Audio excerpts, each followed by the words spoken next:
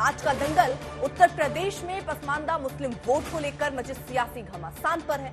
उत्तर प्रदेश में स्थानीय निकाय चुनाव हो रहे हैं। 4 मई को पहले और 11 मई को दूसरे चरण की वोटिंग है और इस चुनाव में बीजेपी ने पहली बार एक बड़ा प्रयोग किया है। बीजेपी की ओर से इस बार कुल 395 मुस्लिम उम्मीदवार मैदान में उतारे गए हैं और इनमें भी 90% मुस्लिम उम्मीदवार पसमानदा समाज के हैं।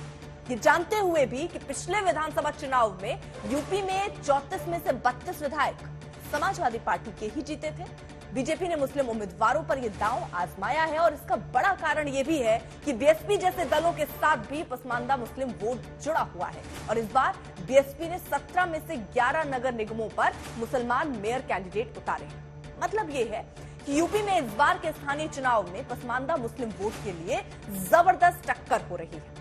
समाजवादी पार्टी ने बीजेपी के इस दांव को राजनीतिक छलावा कहा तो बीजेपी ने कहा कि समाजवादी पार्टी के छलावे से अब मुसलमानों का मोहभंग हो चुका है और बीजेपी सबका साथ सबका विकास के मंत्र पर आगे बढ़ रही है। वैसे पिछली बार भी बीजेपी ने स्थानीय निकाय चुनाव में 187 मुस्लिम उम्मीदवार उतारे थे जिसमें सिर्फ 2 को ही जीत मिली। ऐसे में सबसे बड़ा सवाल यही है कि क्या बड़े पैमाने पर मुसलमानों को टिकट देकर बीजेपी 2024 के लिए चुनावी प्रयोग कर रही है?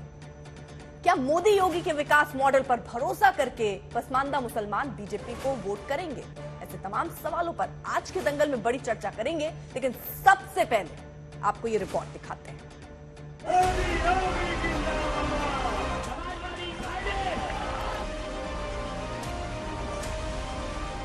यूपी में स्थानीय निकाय चुनाव की चहल पहल जोरों पर है। जो जनता को सताए, कहीं बीजेपी एसपी के चुनावी गानों का शोर है तो कहीं रामपुरी चाकू के शहर में कलम के नाम का चुनावी जोर है। हम अपना झंडा लहराएंगे। यूपी को जिसने लूटा वो नेता तुम्ही तो थे, जेपी के सपने तोड़ते वो बेटा तुम्ही तो थे। एक बार फिर से आके टोटी चुराइए, एक बार फिर से आके टोटी चुराइए। गुंडे पुकारते हैं अखिलेश आइए। कहीं कार्टून के जरिए चुनावी सीजन का सियासी वार है, कहीं माफिया पर बुलडोजर तो कहीं योगी के नाम की चुनावी बहार है। और इस पूरी चुनावी जोर आजमाइश में बीजेपी की एक बड़ी चुनावी चाल की चर्चा है। बीजेपी ने 2024 में मिशन 80 का लक्ष्य पाने के लिए 2023 के स्थानीय निकाय चुनाव में बना डाला है प्लान पसमानदा।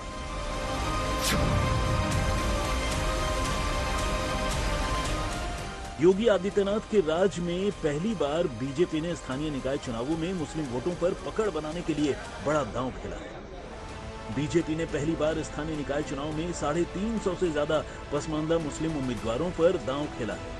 बीजेपी ने नगर निगम से लेकर नगर पालिका और नगर पंचायतों में सदस्यों और पार्षदों से लेकर मेयर, नगर पालिका अध्यक्ष और नगर पंचायत अध्यक्ष पद तक पर मुस्लिम उम्मीदवार उतारे। इसमें वाराणसी, गोरखपुर से लेकर लखनऊ, झांसी, आगरा, फिरोजाबाद और मथुरा नगर निगम में भी बीजेपी ने मुस्लिम समुदाय के उम्मीदवार उतारे। इसमें भी हमने चाहे नगर पालिका हो, चाहे नगर पंचायत हो, चाहे पार्षद हो, चाहे सभासद हो, इसमें सीधे मुस्लिम समाज के भाइयों को, साथियों को टिकट देके ये बताया स्पष्ट रूप से कि सही मायनों में भारतीय जनता पार्टी मुस्लिम समाज के तरक्की के लिए काम करती है। और ये तमाम लोग जो बड़ी बड़ी नगर पालिका ऐसी है जहां पे हमने मुस्लिम समाज के प्रत्याशियों को टिकट दिया है और निश्चित तौर पे वो समाज का वोट लेके जीतेंगे। दरअसल बीजेपी को पहली बार पसमानदा मुसलमानों को मुख्य धारा में शामिल करने का दांव सूझा है तो उसके पीछे 2024 की तैयारी मानी जा रही है। कारण यह है कि मुस्लिम आबादी करीब 20% है। विधानसभा चुनाव में करीब 85 सीटें ऐसी थीं जिनमें मुस्लिमों की जनसंख्या 25 से 50% तक है, जबकि 60 अन्य सीटों पर मुस्लिम आबादी 20 से 25% के बीच है।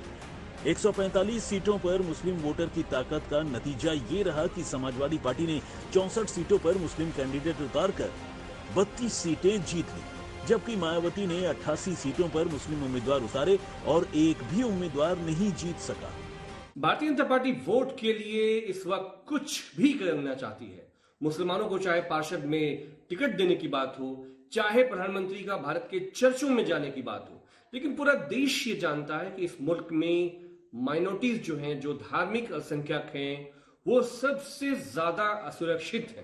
देखिए, समाजवादी पार्टी आज हताश है, निराश है, घबराई हुई है, क्योंकि उन्होंने जिस मुसलमान समाज को हमेशा बरगलाए रखा और गुमराह करके अपने पक्ष में रखने की हमेशा कोशिश की, वो मुस्लिम समाज अब समाजवादी पार्टी से उसने दूरी बना ली है। अभी हम नगर पंचायत नगर पालिकाओं में दे रहे हैं तो भी कहेंगे मेयर में क्यों नहीं दिया, जब मेयर में देंगे तो कहेंगे विधायक सांसद में क्यों नहीं दिया। तो समाजवादी पार्टी तो केवल आरोपवादी पार्टी है। वैसे यूपी के स्थानीय निकाय चुनावों में मुस्लिम वोट अब तक समाजवादी पार्टी, कांग्रेस और बीएसपी के बीच बढ़ता रहा है, लेकिन इन दिनों हैदराबादी सियासत भी लखनऊ का रुख कर रही है। ऐसे में पसमानदा वोट की अहमियत का अंदाजा ऐसे भी लगाया जा सकता है कि मायावती ने स्थानीय निकाय चुनाव में 17 नगर निगमों में से 11 नगर निगमों में मेयर पद पर ही मुस्लिम कैंडिडेट उतार दिया है। उत्तर प्रदेश के इस चुनाव में मुस्लिम वोट के लिए मचे घमासान का ऐसा असर है कि 75 साल की उम्र, 4 दशक की सियासत के बावजूद आजम खान को मुस्लिम वोट के लिए भी गिड़गिड़ाना पड़ रहा है। हमारी हैसियत क्या है? भीख मांगने वाले की है, उससे ज्यादा क्या है? भिखारी क्यों है? कोई हाथ में वोट रख देता है, कोई नोट रख देता है, कोई थूक देता है, कोई अंगारा रख देता है। आजम खान जैसे समाजवादी पार्टी के नेता रामपुर जैसी जगह और आजम वोट के लिए भिक्षाटन के लिए मजबूर हों तो इस चुनाव में मुस्लिम वोटों पर लगी उम्मीद और रिस्क दोनों साफ नजर आते हैं। आजमगढ़ में जो मुबारकपुर नगर पालिका इतनी बड़ी नगर पालिका है, वहां पे एक आम पासमानदा मुस्लिम समाज की महिला को हमने टिकट देने का काम किया। अंबेडकर नगर में राजे सुल्तानपुर जो नगर पंचायत है, वहां पासमानदा समाज के एक नौजवान को टिकट देने का काम किया। हमने तो मुस्लिम समाज के यंग लीडरशिप, मुस्लिम समाज की वुमेन लीडरशिप, इसको आगे बढ़ाने का काम किया है। इस बार का स्थानीय निकाय चुनाव बीजेपी के मिशन 2024 के लिए लिटमस टेस्ट से कम नहीं होगा। शायद यही वजह है कि बीजेपी ने इस चुनाव में 17 में से 14 नगर निगमों में मेयर पद का प्रत्याशी नया उतारा है और बड़े पैमाने पर मुस्लिम उम्मीदवार भी उतारे हैं। रामपुर से आमिर खान और लखनऊ से अभिषेक मिश्रा के साथ आज तक ब्यूरो।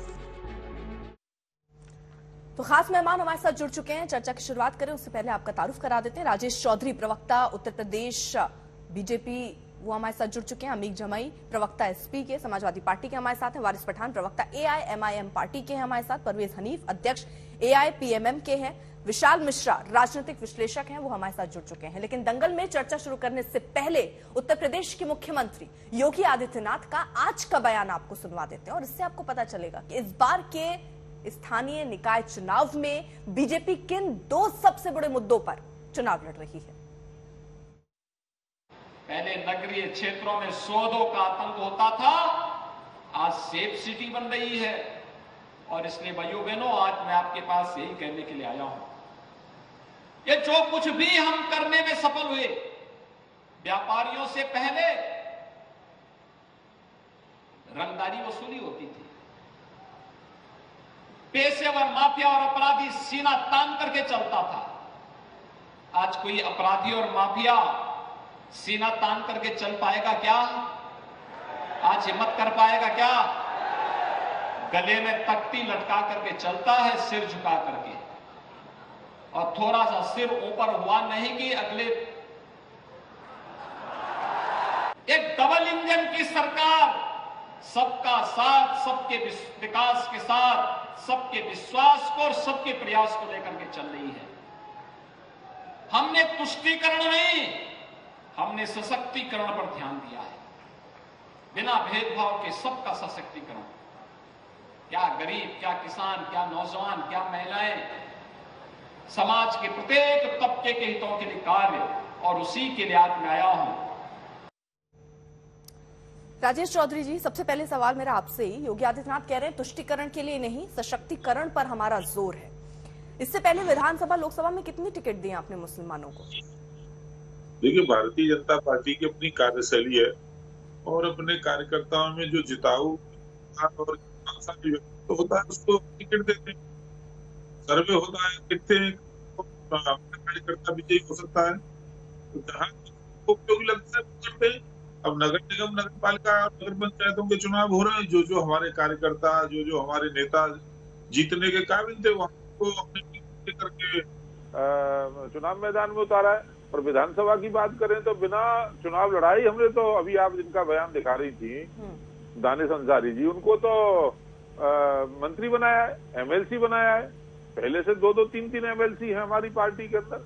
तो ऐसा नहीं है, भारतीय जनता पार्टी तो सबका साथ, सबका विकास, सबका विश्वास, सभी को साथ लेकर के चलती है। ना हम धर्म की बात करते हैं, ना जाति की बात करते हैं, क्षेत्र की बात करते हैं। लोकसभा विधानसभा में कितनी सीटें आप मुसलमानों को देते हैं ये बताइए, क्योंकि अभी आप 395 पहली बार मुस्लिम जो है आपने कैंडिडेट उतारे, तो ये उधर क्यों नहीं? वो उस समय जिताऊ नहीं होते हैं, इन चुनावों में जिताऊ होने लगते हैं लोकल बॉडीज में, क्यों?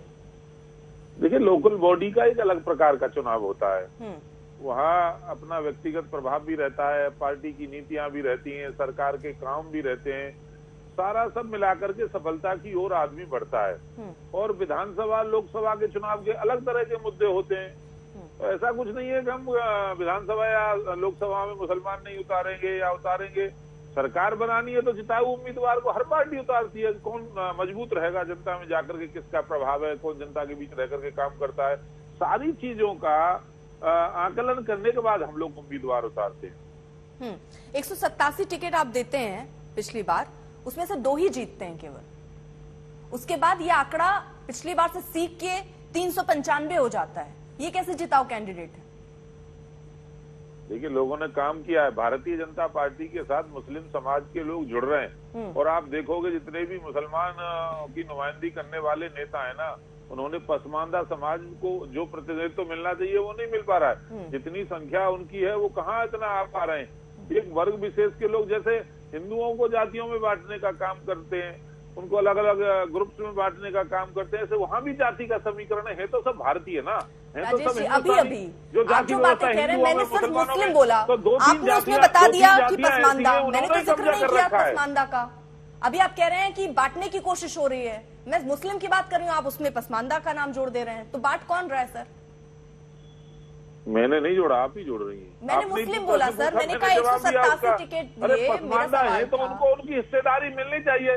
किसी समाज के साथ मान लो अन्याय हो रहा है और वो जिताऊ उम्मीदवार है, उसको हम लोग चुनाव मैदान में उतार करके विजयी बना करके लाएंगे। ये हमारी जिम्मेदारी बनती है, पार्टी का हमारा वर्कर है तो उसे जिताएंगे। ठीक है। अमीक जमाई वो कह रहे हैं सबको साथ लेकर चलना, उनका तो शुरू से नारा रहा है सबका साथ सबका विकास, और इसलिए दे रहे हैं वो टिकट।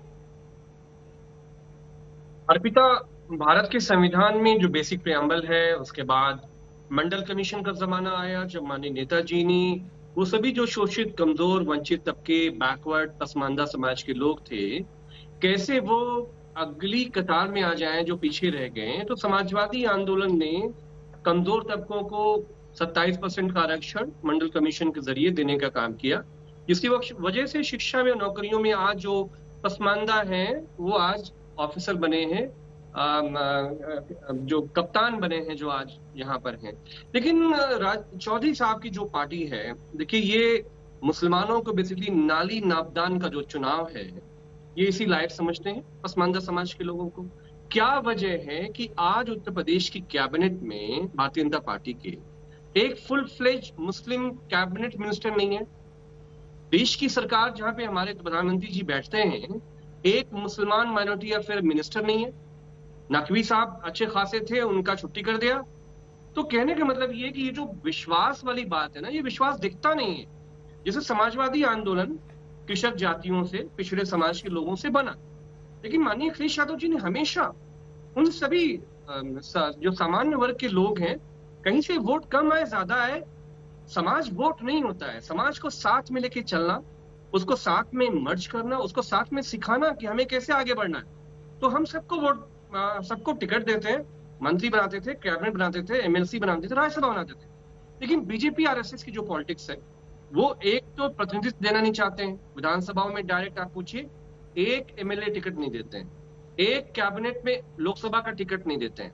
तो जितनी उत्तर प्रदेश में माननीय नेताजी के जमाने से पसमानदा समाज, अर्पिता आपको हैरत होगी कि जितना भी हमारा एमएसएमई सेक्टर है ना उत्तर प्रदेश का, ये जो साड़ियां बनती हैं मऊ में, भदोही में कारपेट बनता है, कानपुर में लेदर इंडस्ट्री है, शूज बनते हैं वहां पे, आप आगरा आ जाओ, आगरा की इंडस्ट्री है, फिरोजाबाद का चूड़ी इंडस्ट्री है, इन सब में पसमानदा की मेहनतकश ताकत से हमारा एमएसएमई योगी जी का दुनिया में नाम होता है, लेकिन सारे धंधे जीएसटी नोटबंदी करके बर्बाद कर दिए गए। आप पूछिए, जो हमारे एआईपीएम के दोस्त बैठे हैं, ये बताएंगे कि मऊ मुबारकपुर में नेताजी ने बिजली फ्लैट रेट पे कर दी थी बुनकर समाज के लिए, बिजली कमर्शियल कर दी गई। धागे के लिए जो यूपिका मिलता था, जहां से पसमानदा का रोजी रोटी का सवाल है, जिसको नेताजी ने खड़ा किया, इन्होंने यूपिका खत्म करके अब चाइना से धागा आता है। सोचिए अर्पिता कि जो बेटियां, हमारी हिंदू बेटियां जो उम्मीद रखती हैं कि वो साड़ी पहनेंगी, बनारसी साड़ियां, अब बुनकरों को कुछ नहीं मिल रहा। उनकी रोजी रोटी का जो साधन था बीजेपी आरएसएस ने खत्म कर दिया। लेकिन अमित जी, ये होता है ना, कोई राजनेता अगर किसी भी जाति का हो, कहीं से अगर वो जीत कर आता है तो वो उधर विकास ले जाता है। अब इस बात का आप स्वागत करेंगे कि बीजेपी ने चलिए कम से कम 395 पहली बार मुस्लिम कैंडिडेट उतारे। नहीं, हमारा ये कहना है अर्पिता कि आप पार्षद के चुनाव क्या होता है, पार्षद बेचारा नाली नापदान सही करता है मोहल्ले की। हमारा ये कहना है कि आप मुसलमानों को क्या भारत का नागरिक अगर समझते हैं, एक कैबिनेट मिनिस्टर मुसलमान क्यों नहीं है? दानिश आजाद अंसारी का जो मिनिस्टर है वो माइनॉरिटी से नहीं है। हम कह रहे हैं सिख बना दो, ईसाई बना दो, जैन बना दो, हमें उससे दिक्कत नहीं है। लेकिन क्योंकि मुसलमानों को आप टॉप पोस्ट नहीं देना चाहते हो, वो आपकी इमेजिनेशन में नहीं है, वो आपके कॉन्स्टिट्यूशन की इमेजिनेशन का पार्टी नहीं है, इसलिए आप नाली नापदान का के लायक मुसलमानों को समझते हैं। तो आपने पसमानदा लोगों को जल्दी से आपका छोटा सा रिएक्शन इसमें।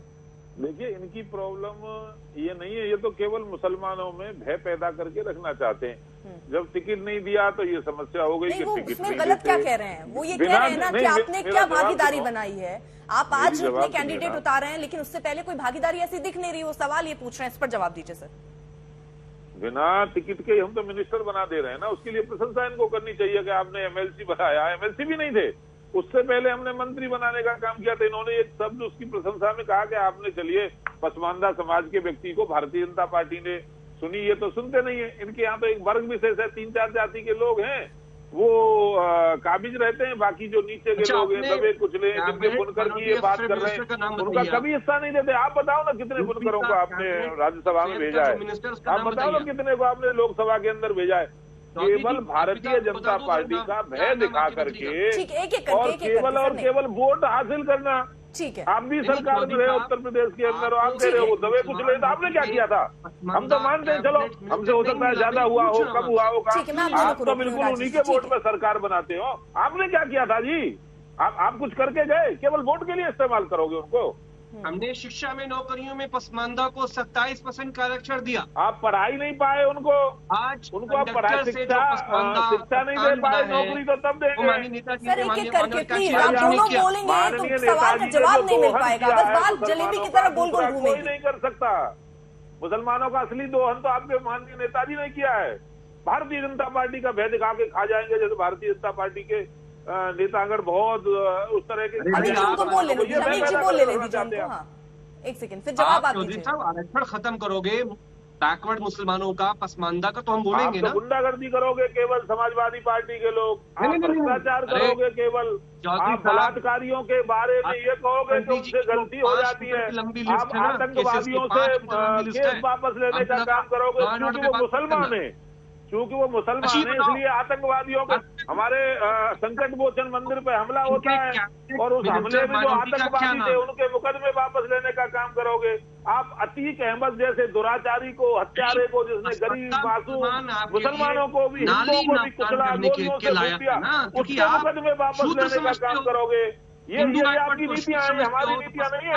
हम अपराधी को अपराधी समझते हैं, हम अपराधी को सजा दिलवाने का काम करते हैं। रोक रही हूँ मैं आप दोनों को, नहीं एक एक करके आप लोग बोल नहीं रहे। ठीक है, एक सेकंड में जरा परवेज हनीफ जी का भी रुख करना चाहूंगी। परवेज हनीफ जी, कब आपको लगता है यहाँ पे आपने क्या किया, हमने क्या किया, इसी पर लड़ाई आकर रुक जाती है? बीजेपी समाजवादी पार्टी को कोस रही, समाजवादी पार्टी बीजेपी को कोस रही कि आप अब नहीं कर रहे, उन्होंने कहा आपने तब नहीं किया। आपको क्या लगता है क्या स्थिति है, किसके समय ज्यादा स्थितियां बेहतर दिख रही हैं? देखिए, ये पसमानदा समाज को जो इस बार टिकट में बीजेपी ने जो आगे बढ़ाया है, इससे एक चीज तो बड़ा साफ है कि इस हमाम में कुछ ऐसे सेकुलर पार्टियां जो अपने आप को कहती हैं,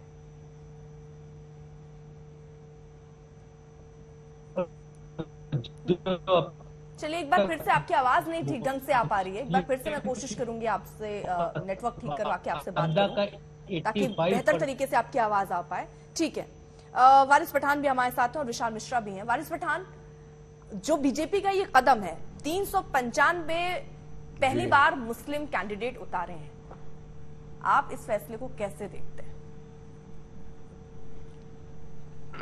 ये बीजेपी की कथनी और करनी में बहुत बड़ा अंतर है अर्पिता जी। ये लोग बोलते कुछ है, करते कुछ है। अब ये बोलते हैं सबका साथ, सबका विकास, सबका विश्वास, मगर वहां पर ही अमित शाह जाते हैं। कर्नाटका चुनाव के पहले मुसलमान जो ओबीसी बैकवर्ड कैटेगरी का था उसका रिजर्वेशन खत्म कर दिया। तेलंगाना में अमित शाह जाकर बोलते हैं कि अगर हम सत्ता में आए तो हम मुसलमानों का जो रिजर्वेशन है वो खत्म कर देंगे। हालांकि वो सत्ता में तो आने वाले नहीं है, मगर फिर भी मैं बताना चाहूंगा कि रिजर्वेशन जो होता है वो रिलीजन की बुनियाद पे ना दिया गया है, ना संविधान के अंदर उसका वो मांगा ही नहीं है रिलीजन की बुनियाद के ऊपर रिजर्वेशन। रिजर्वेशन तो कमिटीज के जो रिपोर्ट है, चाहे मंडल कमीशन हो, कृष्णन कमीशन हो, सुधीर कमीशन का जो रिपोर्ट आया था जो बताता है कि मुसलमानों में जो ओबीसी वर्ग है पासमानदा वो पिछड़ा हुआ है, वो सोशली इकोनॉमिकली बैकवर्ड है, तो उसको रिजर्वेशन मिलना चाहिए। तो रिजर्वेशन दिया था, मगर ये लोग को तो चाहते ही नहीं कि मुसलमान का एम्पावरमेंट हो। अगर एम्पावरमेंट आपको करना है तो आपने पॉलिटिकल एम्पावरमेंट से भी शुरू करना चाहिए था। कितनों को आपने विधानसभा का चुनाव आया टिकट दे दिया था, बताइए चलिए बीजेपी वालों ने। कितनों को आज कैबिनेट के अंदर एक भी बीजेपी का मंत्री मुसलमान है क्या, बताओ मेरे को। अरे मुसलमान इस देश का हिस्सा है, सेक्युलरिज्म की फिर क्यों बात करने का। हाँ सही बात है, आप तो संविधान, डेमोक्रेसी, सेक्युलरिज्म को मानते ही नहीं है। अब आपके यूपी की बात कर रहा हूं, यूपी में आपने बता दिया 395 लोगों को सीट टिकट दे दिया। कितने हजार कैंडिडेट खड़े हुए यूपी के चुनाव के अंदर, आपको पता है। ये जो निकाय चुनाव आया है लोकल बॉडीज के अंदर, हजारों के हिसाब से अगर परसेंटेज वाइज आप देखेंगे ना अर्पिता जी, तो मैं समझता हूं कि 0.1% भी नहीं है लोगों ने दिया है। तो क्या साबित करना चाहते हैं ये, कह रहे हमने देखिए एक दे दिया तुमको, लो शोषा पकड़ लो। अरे ये नहीं होता। आपको जब तक मुसलमानों को आप मेन स्ट्रीम में नहीं लाओगे तो मुसलमान आगे कैसा बढ़ेगा। मैं सिर्फ बीजेपी की बात नहीं कर रहा हूं, या समाजवादी के भी बैठे हैं जमाई साहब, मैं इनको भी घेरूंगा। समाजवादी के राज में आजम खान साहब थे, उनका बेटा था, आज उनका कोई पुरसाने हाल नहीं है। क्या किया समाजवादी ने मुसलमानों के लिए, बताइए आप मुझे। अरे इनको तो मुसलमानों का नाम लेने से नफरत है। अगर से हमने खास बातचीत की, वो क्या कह रहे हैं आपको सुनवाते हैं।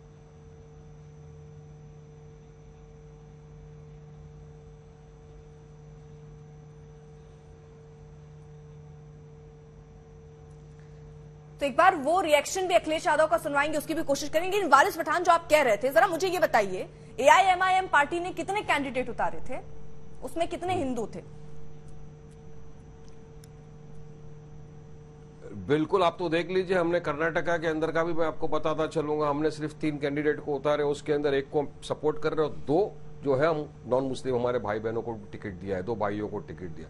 उत्तर प्रदेश के अंदर आप चलिए मेरे साथ, आपको दिखा देता हूं, मैं कल खुद जाने वाला हूं। कितने हमने नॉन मुस्लिमों को टिकट दिया है, कितने हमारे दलित भाइयों को टिकट दिया, ये भी आपको सबको पता चल जाएगा। मगर हम इन लोगों की तरह ये गलत बयानबाजी नहीं करते। सबका साथ, सबका विकास कब होगा, चलिए बताइए ना, किस तरह से आप विश्वास हासिल करेंगे जब आप मुसलमानों को पढ़ने ही नहीं दोगे। 78 में से कितने आपने उम्मीदवार जी बिल्कुल प्रवक्ता, मैं तो आपको बता रहा हूं, कितने आपने मुस्लिमों को दिए, ये बताइए मुझे। पिछली बार पिछली बार देखिए, अगर हमने 70 लोग, हम तो लड़ी रहे लिमिटेड सीट के ऊपर अर्पिता जी, हम तो लड़ी रहे लिमिटेड सीट के ऊपर। हम तकरीबन 60 से 65 की सीट पे लड़ रहे हैं, जिसमें हमने 15 से ज्यादा हमारे नॉन मुस्लिम भाई बहनों को टिकट दिया है। एग्जैक्ट आंकड़ा मेरे पास मोबाइल के अंदर मैं देख रहा हूँ ना, ये अपना ये चालू है, तो मैं आपको उसमें से निकाल के बता सकता था एग्जैक्ट आंकड़ा कितना है।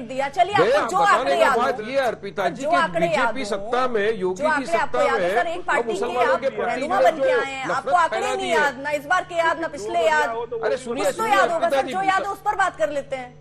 कुछ हिंदुओं को दिया हो तो नहीं सुनिए, पिछली बार हमने दिया था गामा, अरे हमारे पंडित गामा साहब को नहीं दिया था टिकट। पिछली बार हमने तकरीबन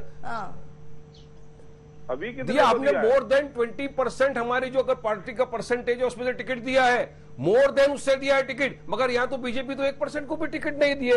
समाजवादी की बात कर रहा हूँ, कितना मुसलमानों को दे दिया था, मुसलमान स्टेट पर लगा दिया जाता है यहाँ पर तो धक्के मार के। आजम खान का पुरसाने हाल नहीं, उनके बेटे का पुरसाने हाल नहीं है। सुनिए, लगातार बोल के सवालों से थोड़ी, अरे नहीं तो 1% तो दो उसमें से। नहीं, एक मिनट, आप जब बोलते हो ना अर्पिता जी, जब ये लोग बोलते हैं ना कि मुसलमान सबका साथ, सबका विकास, मोदी जी बोलते जाइए पासमानदा मुसलमानों के पास, पास, उनको नजदीक लाइए, उनसे गले मिल लीजिए, उनको प्लेटफॉर्म दीजिए, तो फिर आप उनका रिजर्वेशन क्यों छीन लेते हो? चलिए बताइए। एक ही दिन सवाल के जवाब में दूसरा सवाल, 2 दिन बाद अमित शाह जाके रिजर्वेशन सवाल का जवाब मैं ले लूंगी राजेश से, लेकिन अब मेरे सवाल का तो जवाब रिजर्वेशन हटा देंगे। अरे क्यों, ठीक है ना, सुनिए तो मैं सीधा सा सवाल पूछ रही हूँ, आपकी पार्टी आप क्या चाहते हो मेरे से पूछना? सवाल पूछिए ना, क्या सवाल है आपका? ये मैं चौथी बार रिपीट कर रही हूँ, आप पहले सुनेंगे तब तो पता चल पाएगा मैंने क्या पूछा। 14 हमने 14 हिंदुओं को टिकट दिया है, ये देख लीजिए मेरे पास आंकड़ा है। बताइए बीजेपी ने कितनों को दे दिया? नॉन मुस्लिम की बात कर रहा हूं मैं। 14 को दिया, बीजेपी ने कितने को दे दिया टिकट से? हम तो लड़ी रहे लिमिटेड, पे। हाँ, मगर बीजेपी तो 14,600 के ऊपर लड़ रही है ना, कितनों को दे दिया? 395 मुस्लिम कैंडिडेट उतारे हैं बीजेपी ने। बताइए, आप 14 का आंकड़ा दे रहे हैं, वो 395 अगर सीधे तौर पे कितने हजारों में से? अरे तो पर हम तो लड़ भी, अरे मैडम हम तो लड़ भी रहे सिर्फ 42 सीट के ऊपर, हम तो लड़ भी रहे सिर्फ 42 में, ये लोग तो लड़ रहे 14,000 हजारों के ऊपर। हम थोड़ी इतने पे लड़ रहे हैं, ठीक है, हजारों के अंदर 395 क्या है? और सोचिए कि हमने कितनों को दिया है। बढ़ाया बीजेपी ने, इसको तो कहिए ना कि कदम बढ़ाया, धीरे धीरे हो सकता है नीचे से ऊपर तक सुधार हो। अरे बीजेपी का बोलने और करने में बहुत फर्क है। आप बीजेपी के प्रवक्ता से पूछ लीजिए कि आज कैबिनेट के अंदर एक भी मुसलमान मंत्री क्यों नहीं है? क्या इस देश के अंदर कोई ऐसा सक्षम मुसलमान है नहीं जिसको कैबिनेट मंत्री बना सके? मुख्तार अब्बास नकवी चले गए, टाटा बाय बाय हो गया उनका, उसके बाद किसको बनाया? बीजेपी में विधानसभा का, उत्तर प्रदेश में विधानसभा का चुनाव आया था ना अर्पिता जी, कितनों को टिकट दे दिया इन्होंने विधानसभा के चुनाव में मुसलमानों को? चलिए बताइए, एक को भी नहीं। तो अभी लिपा पोती जो करके दिखाना चाहते ना, इससे कोई फायदा नहीं होने वाला है, कोई फर्क नहीं पड़ने वाला है। अरे आप जाइए पहले मुसलमानों का नफरत तो निकाल दीजिए, इनको हमारे खाने पीने से नफरत, इनको हमारी आजाद बड़े पद दे दिए, ठीक है, हमारे कपड़ों से नफरत, हर चीज से नफरत फैलाओगे और फिर आके लिपापोती करोगे। सीधा जवाब दीजिएगा, हाँ उन्होंने क्या किया मोहम्मद बिन अब्दुल? आप ये बताइए ना, वहाँ भागीदारी क्यों नहीं? जब सबका साथ सबका विकास, तो सब समान क्यों नहीं? देखिए, एआईएमआईएम के प्रवक्ता ने सबसे पहले तो आरक्षण की बात कही, मैं उसका जवाब दे दूं। भारत का संविधान किसी प्रकार के धार्मिक आरक्षण की मान्यता नहीं देता। जो भी आरक्षण को दे रहा है वो संविधान का उल्लंघन कर रहा है। इसीलिए भारतीय जनता पार्टी संविधान का पालन करने वाली पार्टी है। हिंदू मुसलमान कहाँ से आ गया? संविधान में प्रोविजन ही है। अरे देश का बंटवारा भी तो हिंदू मुसलमान के आधार पर हुआ था, क्या दोबारा वही बीज बोना चाहते हैं आप? धार्मिक आधार पर मुसलमानों ने अपना देश ले लिया, हिंदुस्तान इधर रह गया। ठीक है राजेश जी, ठीक है, समझ गए, आपने इसका जवाब दे दिया। अब जरा ये बताइए, भागीदारी आप कह रहे हैं, एक सेकेंड वारिस पठान, बीज बोते हैं, अपनी बारी में सर, इसकी बात नहीं है, अपनी बारी में। 2 मेहमान अभी उनका जा नहीं पाई हूँ मैं, किसको नहीं बनाना, ठीक है राजेश जी, देना है किसको नहीं देना, ये हमारा काम है। हमें जहाँ उपयुक्त लगता है कि ये व्यक्ति हमारा जीतेगा, वहाँ उसको टिकट देते हैं। इनको पूछने थोड़ा ना जाएंगे। मंत्री बनाने में, मंत्री बनाने में क्या है सर? हमारी दिमाग से नहीं चलेगा, देश संविधान से चलेगा। देश तुम्हारी मन मर्जी से नहीं चलेगा भाई साहब, देश संविधान से चलेगा। संविधान में इक्वालिटी की बात की गई है, इक्वालिटी की बात की गई है। आपको इक्वालिटी से आपको देश को चलाना है, आवाज कम करनी पड़ेगी। अच्छा नहीं लगता राजेश जी, वारिस पठान, दोनों लोग आप सवालों से बच रहे हैं, बस गोलमोल मत घुमाइए सर। ऐसे क्या नुक्कड़ सभा थोड़ी चल रही है सर, चर्चा चल रही है, चर्चा को चर्चा तरीके से रखिए ना। राजेश जी, जो सीधा सवाल बार बार ये पूछा जा रहा है, 2 बार पूछ चुके हैं, अमीर जी का भी वही सवाल, वारिस पठान का भी, मैं भी वही सवाल पूछ रही हूँ, उसका जवाब आप कह रहे हैं हम अपने तरीके से तय करेंगे किसको टिकट देना है, किसको टिकट नहीं देना है। लेकिन जब आप सबके साथ सबके विकास की बात करते हैं, तो क्यों नहीं बड़े पद मुस्लिम नेताओं को दिया जाता है? दानिश अंसारी मंत्री है उत्तर प्रदेश सरकार के, स्वतंत्र प्रभार के, वो उनको नजर नहीं आएंगे। एक बार उनके लिए हमें धन्यवाद तो दें कि मुसलमान को बनाया है। तो सर इसमें सबका साथ सबका विकास नहीं है क्या? सिर्फ एक नाम गिना पाएंगे आप?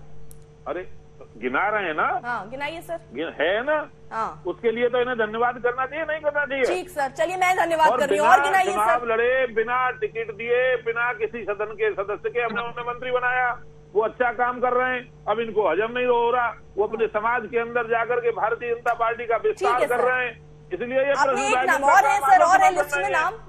राजेश जी और नाम है क्या कि मैं आगे बढ़ूं? आ रही हूँ अमीर जी, आ रही हूँ।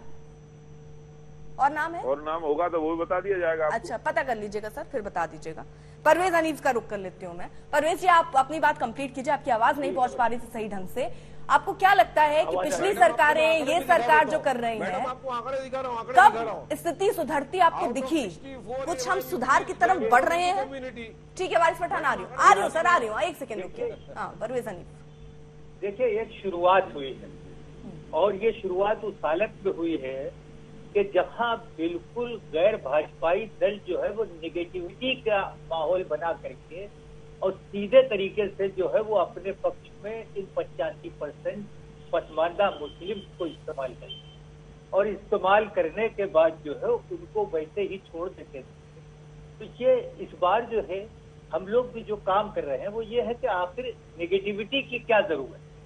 हम लोग जो है जो जी जो हम लोग काम कर रहे हैं उसमें ये पहला अवसर है कि बीजेपी ने जो है वो 350 लगभग टिकट जो वो इस चुनाव में, इस छोटे चुनाव में दिए।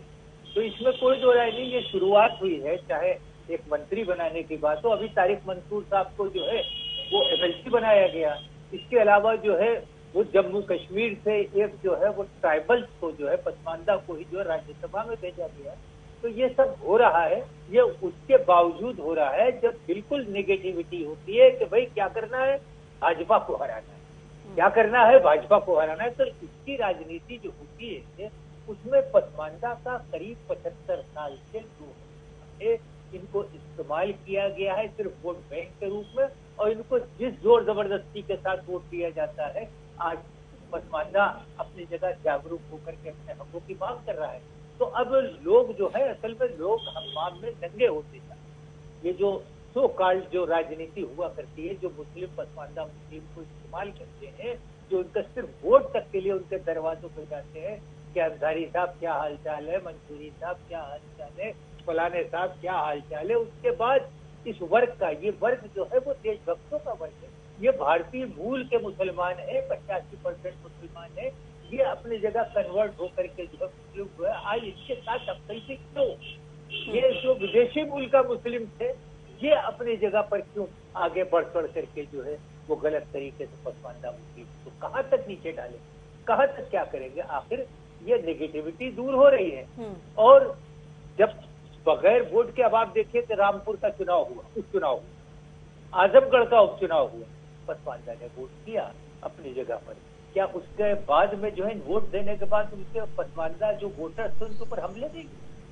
क्या बाकायदा जो है उन लोगों ने जो अपने आप हक समझते हैं मुस्लिम का, ये तमाम मरकज हैं, मसलक हैं दुनिया भर के, ठीक है, वो सब चीजों को इकट्ठा करके जो है वो ये लोग गलत तरीके से जो है मोटिवेट करते हैं। तो ये सब चीजों का वक्त अब चला गया, ठीक है। अखिलेश यादव से भी हमने खास बातचीत की है सर, आ रही हूँ मैं, उनको भी जरा सुन लेते हैं वो क्या कह रहे हैं। निकाय चुनाव का महासमर शुरू हो चुका है। निकाय का नायक कौन है ये तय करने सारे ही दल उतर चुके हैं। मेरे साथ इस वक्त मौजूद हैं यूपी के पूर्व मुख्यमंत्री और सपा के राष्ट्रीय अध्यक्ष अखिलेश यादव जी। अखिलेश जी, वंदना मिश्रा जी आपके बगल में बैठी हैं, मेयर के कैंडिडेट हैं, लखनऊ मेट्रो में है, क्या संदेश देंगे? देखिए, ये लखनऊ के लिए सबसे बेहतरीन लोगों के लिए मेट्रो बनी, सबसे अच्छा पब्लिक ट्रांसपोर्ट समाजवादी सरकार में तैयार हुआ। और यही अगर काम और तेजी से होता तो आज लखनऊ में मेट्रो का जाल होता, हर कोने से लोग यहाँ पर चल कर के जा सकते थे। केवल ये फर्स्ट फेज में जो समाजवादी सरकार में कंप्लीट हुआ था उतना ही कंप्लीट है।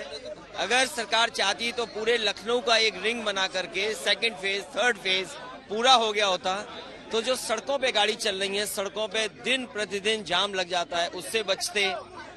ये एक सेफ पब्लिक ट्रांसपोर्ट था, महिलाओं को एक सेफ पब्लिक ट्रांसपोर्ट मिलता, एयर कंडीशन है, आपको आना जाना आसान होता, इसकी कॉस्ट भी कट डाउन होती, ये मेट्रो प्रॉफिट में भी आती।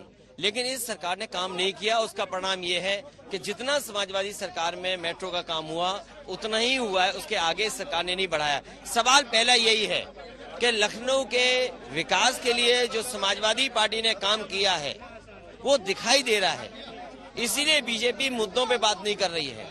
आज जो लखनऊ में कूड़ा पड़ा है, लखनऊ में जो गंदी नालियां हैं, गलियां हैं, जिस तरह से जल भराव है या सड़कों पे जानवर हैं, ट्रैफिक का इंतजाम नहीं कर पाए, ये तमाम चीजें सरकार की देन है। और तब जब इन्होंने स्वच्छ भारत के नाम पर सेस लिया हो, झाड़ू लेकर के ये निकले हों, उसके बावजूद भी लखनऊ और शहर साफ नहीं।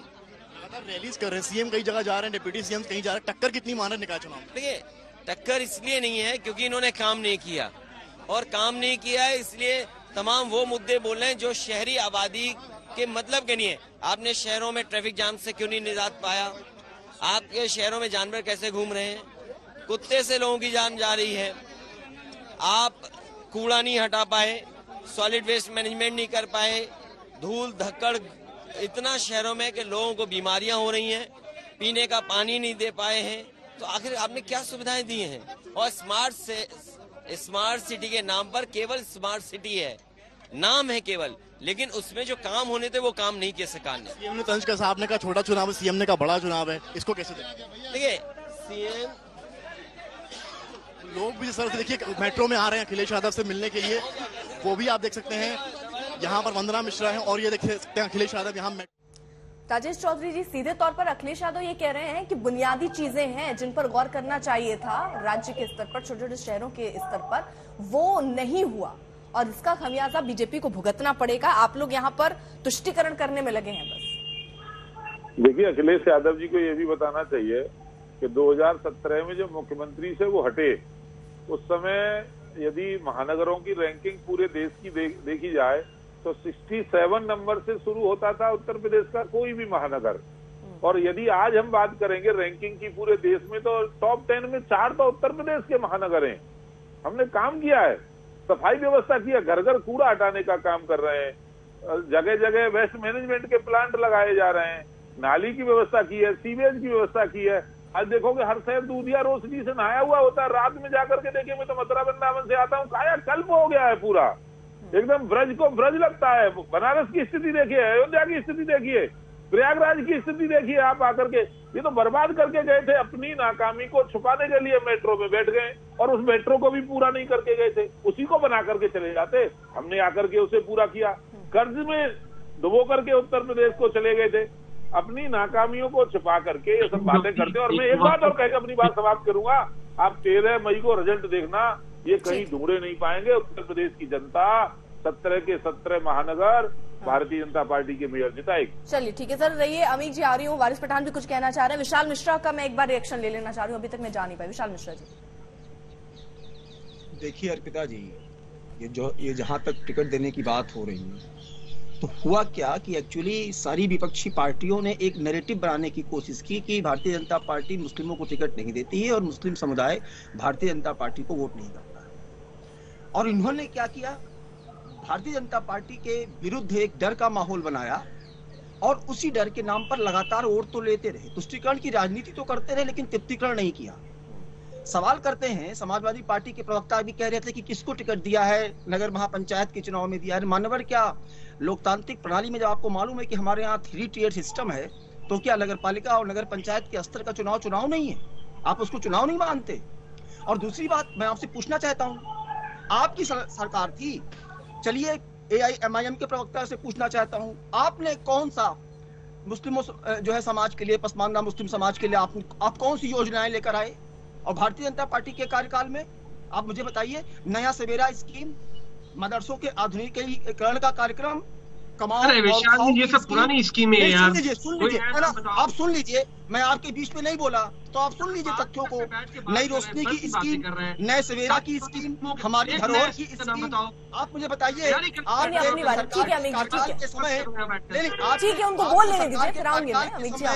आपके सरकार के कार्यकाल के समय मुस्लिम लड़कियों की, बच्चियों के स्कूल ड्रॉप आउट का रेट कितना था? 70%। आज वो घट के 30% रह गया है। क्यों? ये जो स्कीम है, अरे मान्यवर, ये जो स्कीम है, इन स्कीमों के तहत आप हमको बताइए, आज 98,000 महिलाओं को स्किल डेवलपमेंट दिया गया। आप ठीक है, अपनी बारी में रुक जाइए। अभी उत्तर प्रदेश में योगी सरकार ने 1506 मदरसों के आधुनिकीकरण के लिए 30.5 करोड़ रुपए की दूसरी किस्त जारी की है। तो ये से आपसे जानना चाहते हैं कि क्या होता है कि जब हम यहाँ उत्तर प्रदेश की या कहीं कर भी बात करते हैं, विपक्षी दल की बात करते हैं, तो ये सीधे तौर पर मानते हैं कि स्वीकार तो बीजेपी को किया जा रहा है हर जगह पर, जिसकी स्वीकारता है जनता, उनके कामों को स्वीकार कर रही होगी, इसलिए चुनाव जिता रही है चुनाव दर चुनाव।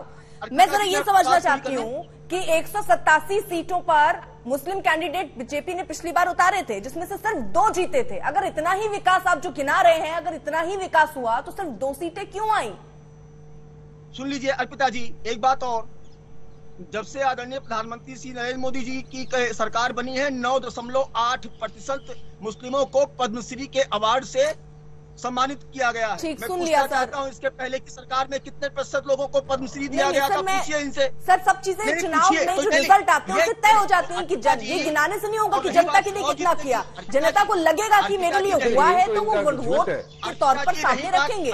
187 में सिर्फ 2 क्यों? बात चुनाव जीतने की, तो ये कई सारे फैक्टर निर्धारित करते हैं कि कौन चुनाव जीत पाएगा, कौन नहीं जीत पाएगा। ये अर्पिता जी मैं बोलना चाहूंगा, जल्दी से 30 सेकंड। हाँ ठीक है, क्यों जीता जल्दी से सर, ठीक है, जल्दी से, समय की कमी है। पूरा झूठ फैलाया जा रहा है अर्पिता जी कि हम तुष्टीकरण की राजनीति नहीं करते। भाजपा की तरफ से सबसे बड़ा झूठ ही है, तुष्टीकरण की राजनीति करते करते ये 200 से 350 क्रॉस कर गए ना। तुष्टीकरण नहीं होता तो क्या होता? फिर से आ गई ये शुरू पोलराइजेशन का, मेजोरिटी अपीसमेंट पॉलिटिक्स करने पे आ गए। कायदे कानून की तो बात है ही नहीं। उत्तर प्रदेश की अगर बात करूं मैं, देखिए मैं खामोशी से बैठा था, मैं आपके बीच में नहीं बोला, मैं आपके बीच में नहीं बोला, केवल धर्म, जाति, स्थान के आधार पर किसी भी, मैं इसके बीच में नहीं बोला। कौन बोल रहा है बीच में? समय की कमी है, तू में समय निकल जाता है और जो मुद्दे की बात हो जाती है वो कई बार छूट जाती है। आप सभी का बहुत बहुत शुक्रिया जुड़ने के लिए। तो कुल मिलाकर सवाल अभी भी बना हुआ है कि क्या जो चुनाव के रिजल्ट आते स्वीकार्यता उसी के साथ है, या जैसा विशाल मिश्रा कह रहे हैं कि अलग अलग तय हो जाती है जब आप जीतते हैं तो अलग अलग मुद्दे। यूपी स्थानीय निकाय चुनाव में बड़े पैमाने पर मुसलमानों को टिकट देकर बीजेपी 2024 के लिए चुनावी प्रयोग कर रही है। ये था आज का सवाल और इसका जवाब क्या मिला? 53% लोग हाँ में जवाब दे रहे हैं और 47% लोग ना में जवाब दे रहे हैं। यानी 53% लोगों को लगता है कि ये वाकई प्रयोग है 2024 की पिच पर अभी से खेलने की कोशिश, और 47% लोगों को ऐसा नहीं लगता है।